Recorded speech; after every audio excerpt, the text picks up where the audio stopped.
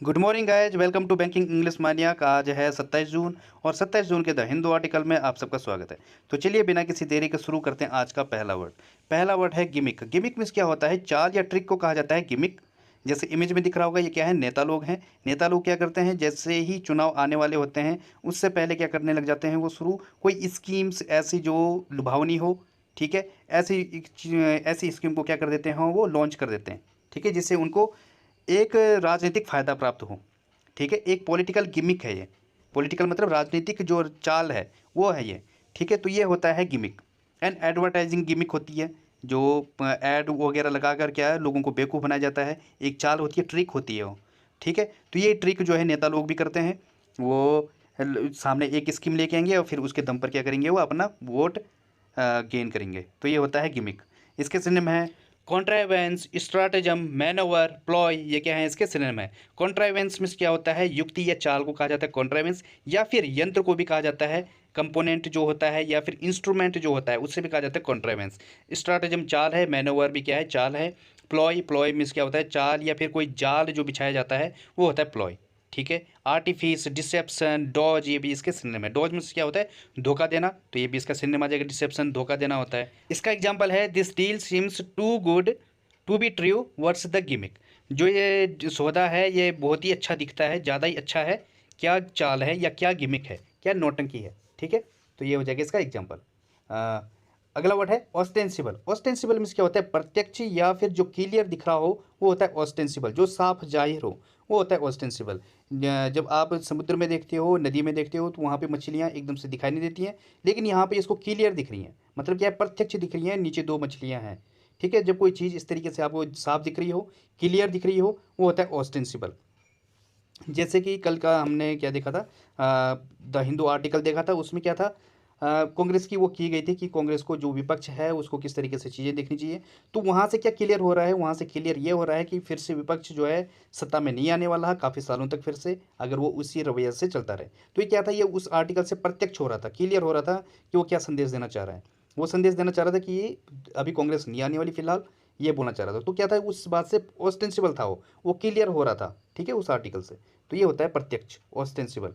Evident, apparent, seeming, exhibited, ये क्या है? इसके सिनोनिम है। सीमिंग जो क्या है? संभवता है। एग्जिबिटेड जो साफ जाहिर है, साफ दिख रहा है। अपेरेंट जो प्रत्यक्ष है, मतलब दिख रहा है, साफ दिख रहा है। इविडेंट जो क्या है? सबूत के तौर पर साफ दिख रहा है। इविडेंट है, प्रत्यक्ष है, स्पष्ट है, वो होता है इविडेंट। तो ये क्या है? इसके सिनोनिम है। एग्जाम्पल इसका, what are the ostensible reasons for his resignation. उसके रेजिग्नेशन या फिर उसके इस्तीफे या फिर त्याग पत्र के पीछे क्या ऑस्टेंसिबल रीजन है, क्या प्रत्यक्ष कारण है या क्या क्लियर कारण है। ठीक है, तो ये हो जाएगा इसका एग्जाम्पल। अगला वर्ड है मैंडरीन। मैंडरीन मीन्स क्या होता है? दिग्गज या सुपीरियर को कहा जाता है मैंडरीन।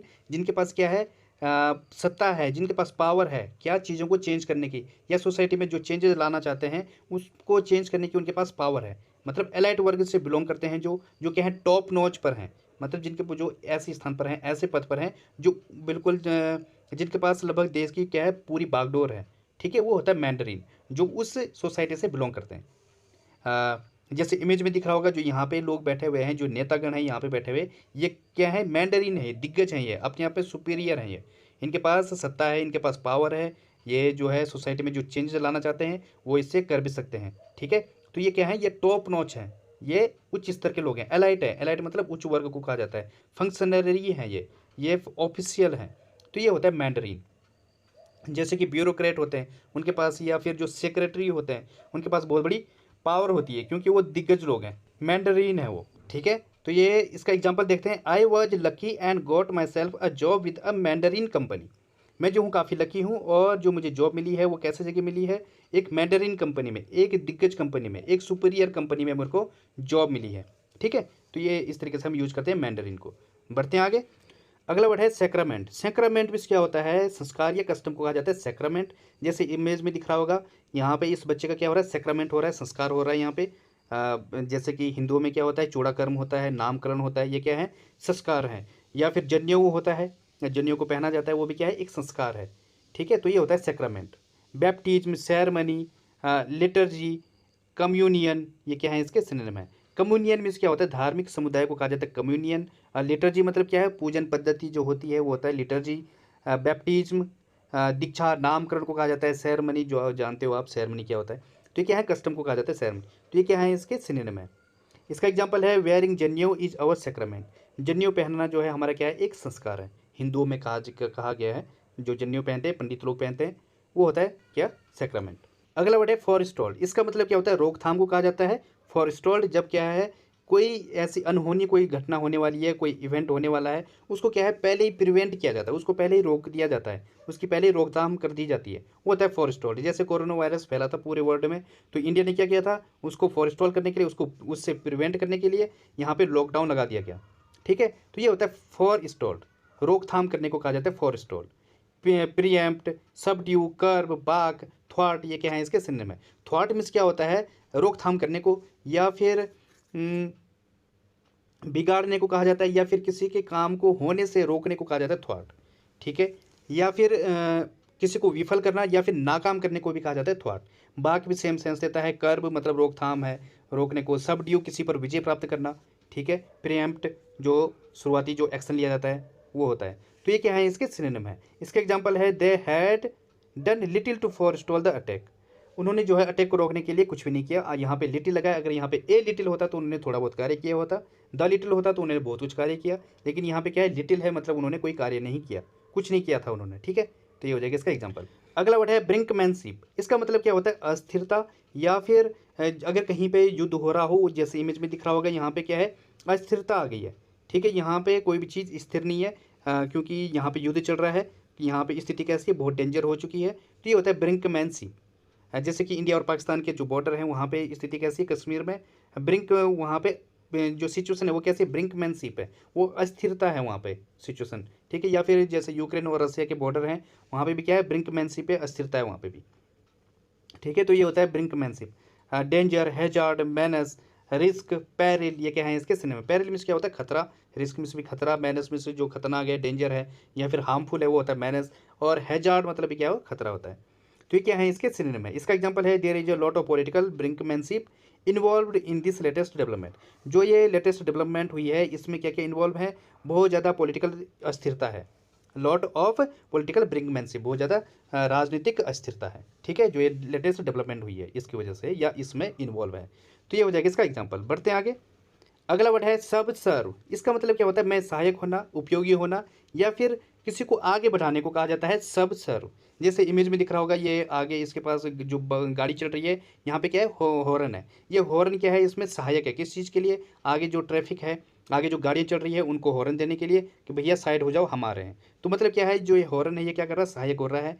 या फिर प्रमोट करने को भी कहा जाता है, बढ़ाने को भी कहा जाता है। ठीक है, या फिर कोई जो सहायक है किसी चीज़ में, या फिर जो उपयोगी है किसी चीज़ में, वो होता है सब सर्व। ठीक है, एग्जाम्पल इसका ऐड, स्पॉन्सर, असिस्ट, हेल्प, ये क्या है, इसके सिनोनिम है। इसका एग्जाम्पल है लाइट एक्सरसाइज सबसर्व डाइजेशन। जो थोड़ी सी जो एक्सरसाइज होती है वो डाइजेशन के लिए या पाचन के लिए क्या है, सबसर्व होती है, वो बहुत सहायक होती है। ठीक है, तो ये हो जाएगा इसका एग्जाम्पल। अगला वर्ड है सोरली। सोरली मीन्स क्या होता है, बुरी तरह से, या फिर ग्रेटली को कहा जाता है सोरली। जब आपको किसी चीज़ की क्या है, बहुत ही ज़्यादा ज़रूरत होती है, बुरी तरह से ज़रूरत है। जैसे कि हिज स्किल्स वर सोरली नीडेड। जो उसकी स्किल थी, जो उसकी बुद्धि थी, मुझे उसकी क्या थी, बुरी तरह से ज़रूरत थी। या फिर एक्सट्रीमली कोई चीज़ आ रही हो, जैसे इमेज में दिख रहा होगा, यहाँ पे इसके दो मीनिंग है, पहले बता दूं मैं आपको। एक तो हो गया सोरली, बुरी तरह से, और दूसरा क्या मीनिंग है इसका, वुंड को भी कहा जाता है, जो आपके चोट होती है, दर्द होता है, उसको भी कहा जाता है सोरली। ठीक है, जो घाव होता है, घाव को कहा जाता है सोरली। यहाँ पे इमेज में दिख रहा होगा, ये पेशेंट है, इसको क्या है, इसके घाव भी है, ये दोनों मीनिंग दे रहा है ये इस इमेज में। एक तो क्या है, इसके घाव है, अब इस घाव के लिए इसको इंजेक्शन की क्या है, बुरी तरह से ज़रूरत है। ठीक है, तो ये दोनों मीनिंग दे रहा है, बुरी तरह से भी होता है, और दूसरा क्या है, घाव को भी कहा जाता है। लेकिन घाव क्या है, जब ये नाउन फॉर्म में होगा तब आएगा इसका मीनिंग क्या, घाव वाला, वुंड वाला। तो सोली मतलब क्या है, बुरी तरह से, पेनफुली, ये भी इसका क्या है, सिनोनिम है। जैसे कि एक और एग्जांपल बताता हूँ मैं, I am solely tempted to dismiss him. मैं जो हूँ बुरी तरह से लालायित हूँ उसको डिसमिस करने के लिए। कोई जो आपके एम्प्लॉयमेंट होगा, जो या फिर कोई आपके नीचे सबॉर्डिनेट है, उसने बहुत गंदा काम किया है, तो फिर आप उस टाइम पे क्या बोलोगे, I am solely tempted to dismiss him, मतलब मैं क्या हूँ, बुरी तरह से लालायित हूँ उसको निकालने के लिए। तो इस तरीके से भी आप इसे यूज कर सकते हो। इसके सिनोनिम है जैसे वॉफुली, डेस्परेटली, इमेंसली, डेडली, ये सब क्या है, सेम सेंस देते हैं, मतलब बुरी तरह से। तो इनका मतलब क्या है, ये इसके सिनोनिम है। एब्सोल्युटली है ये, क्या है पर्टिकुलरली है, या क्या है जब कोई चीज़ सुप्रीमली होती है, मतलब बहुत ही ज़्यादा ज़रूरत होती है, तो ये होता है सोली। इसका एग्जांपल है your financial help is solely needed. तुम्हारी जो फाइनेंशियल हेल्प है, जो वित्तीय जो सहायता है उसकी क्या है बहुत ही बुरी तरह से ज़रूरत है। अगला वर्ड है इंजंक्शन। इंजंक्शन मीन्स क्या होता है, आदेश या बैन ऑर्डर को कहा जाता है इंजंक्शन। कैसा आदेश, जो कोर्ट के द्वारा आदेश आता है किस चीज़ के लिए, किसी को बैन करने के लिए, वो होता है इंजंक्शन। ठीक है, जैसे यहाँ पे इमेज में क्या लिखा हुआ है, टेम्पररी इंजेक्शंस। एक जो है टेम्पररी इंजेक्शन है, मतलब परमानेंट नहीं है, थोड़ा बहुत कुछ टाइम के लिए है, टेम्पररी है। तो ये होता है इंजेक्शन, मतलब आदेश, जो कोर्ट की तरफ से आदेश आता है किसी चीज़ के लिए। जैसे प्लास्टिक है, उसके यूज के लिए क्या आया था, इंजेक्शन आया था, कोर्ट की तरफ से आदेश आया था उसका बैन ऑर्डर के लिए, इसको बैन करो प्लास्टिक को। तो ये होता है इंजेक्शन। इसके सिनोनिम है डिक्री, बी हेस्ट, परसेप्ट, रूलिंग, ये क्या है इसके सिनोनिम है। परसेप्ट मीन्स क्या होता है, आगे पत्र होता है, जो कोर्ट की तरफ से आगे पत्र आता है। बी हेस्ट भी क्या है, आगे पत्र को कहा जाता है। डिक्री, आदेश को कहा जाता है। तो ये क्या है, इसके सिनोनिम है।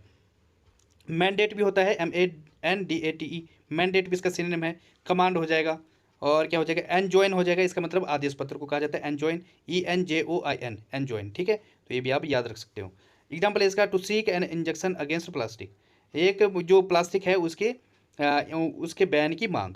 ठीक है, तो ये हो जाएगा इसका एग्जाम्पल। बढ़ते हैं आगे। आज की पहली ईडियम है बैंक फॉर द बक। इसका मतलब क्या होता है, मोर वैल्यू फॉर मनी। मतलब जब आप पैसे के बदले में क्या हो, ज़्यादा फ़ायदा उठा रहे हो, या जैसे कहा जाए आप मूवी देखने जाते हो। मेरा दोस्त मूवी देखने गया, बाहुबली मूवी देखने गया, और उसने मुझे क्या कहा, भाई फुल पैसा वसूल है। मतलब क्या है, आप पैसा खर्च करते हो, उसका आप क्या है बहुत अच्छा फ़ायदा उठाते हो। ठीक है, आप पैसे के बदले में अच्छा मूल्य प्राप्त कर रहे हो, या अच्छी वैल्यू प्राप्त कर रहे हो, या फिर लाभ उठाने को भी कहा जाता है बैंक फॉर द बक। जैसे कि I am on a tight schedule, so I need to ensure that everything I do give me the best bank for my buck. मतलब क्या है, मेरा समय बहुत कम है, I am on a tight schedule, इसलिए मैं जो हूँ इंश्योर करता हूँ कि मैं जो कुछ भी करूँ उससे जो है मेरे को सर्वोत्तम फ़ायदा प्राप्त हो। ठीक है, जब सर्वोत्तम फ़ायदा उठाने की बात करो, किसके बदले, अपने टाइम के बदले, समय के बदले, या फिर अपने पैसे के बदले, वो होता है bank for the buck. Example लिखा हुआ है मैंने, my dad had taught me how to get the best bank for the buck. मेरे पिताजी ने मुझे ये सिखा दिया है, सिखा दिया था कि जो है पैसों का कैसे उचित प्रयोग किया जाए, कैसा उचित लाभ उठाया जाए। ठीक है, तो ये होता है बैंक फॉर द बक। अगली इडियम है ऑन द कस्प ऑफ। इसका मतलब होता है eight the point of change. मतलब एक ऐसे स्थान पर पहुंचना जहां से चीज़ें जो है एकदम कैसे चेंज होने के स्तर पर हो। At the point when something is about to change to something else. जैसे कि I am sitting on the cusp of middle age. मैं अपनी जो मिडिल एज है मैं उसके कस्प पर हूँ। मतलब इसके बाद क्या है, जैसे सपोज 45 को कहा जाता है मिडिल एज, उसके बाद क्या कौन सी एज आ जाती है, ओल्ड एज आ जाती है। ठीक है, या 55 के बाद ओल्ड एज आ जाती है, तो कस्प ऑफ है। उसके बाद क्या है, चेंज, ये चीज़ें जो है चेंज होने लग जाएगी। जैसे सॉलिड टू कई बार क्या होता है, पहले वो उसमें वाटर में चेंज होता है, फिर क्या है गैस बनती है। तो जब वो उसका लास्ट पॉइंट होता है जहाँ से वो सीधे किस में चेंज होने वाला होगा, मेल्ट में चेंज होने वाला होगा, वो होता है कस्प ऑफ। ठीक है, जैसे एग्जांपल है she is on the cusp of being star. वो जो है स्टार बनने के क्या है कगार पर है। इसके बाद जो है चीज़ें चेंज हो जाएगी, अब वो वापस क्या ना ऐसे नॉर्मल लाइफ नहीं रहेगी, अब उसके बाद क्या बन जाएगी, वो स्टार बन जाएगी। ठीक है, तो ये बोला जा रहा है। अगली फ्रेज है crop up. Crop up means क्या होता है, अपियर अनएक्सपेक्टेडली।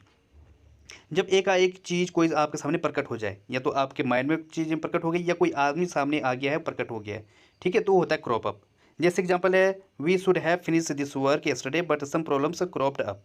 हमें जो है ये कार्य कल कर देना चाहिए था, कल पूरा करना था, लेकिन जो है कोई प्रॉब्लम जो है प्रकट हो गई, सामने प्रकट आ गई, अचानक से सामने आ गई, तो ये होता है क्रॉप अप। ठीक है, या फिर आपके माइंड में कोई बात आ रही है, अचानक से कोई बात आपके माइंड में आ गई। जैसे पूछा जाए आपसे, how this idea cropped up in your mind, आपके माइंड में यह आइडिया अचानक से कैसे आया। ठीक है, तो इस तरीके से हम इसको यूज करेंगे। अगली फ्रेज है पर से। पर से मीन्स क्या होता है, बाय ऑफ और इन इट सेल्फ और वन सेल्फ को कहा जाता है पर से। मतलब क्या है, जब सेंस आ रहा हो कैसे, अपने आप में, तब यूज करेंगे हम पर से को। जैसे एग्जांपल है, दिस स्टेटमेंट इज इंटरेस्टिंग पर से। ये जो स्टेटमेंट है ये अपने आप में क्या है, ये अपने आप में इंटरेस्टिंग है, दिलचस्प है। ठीक है, तो इस तरीके से हम यूज करेंगे पर से को। बढ़ते हैं आगे।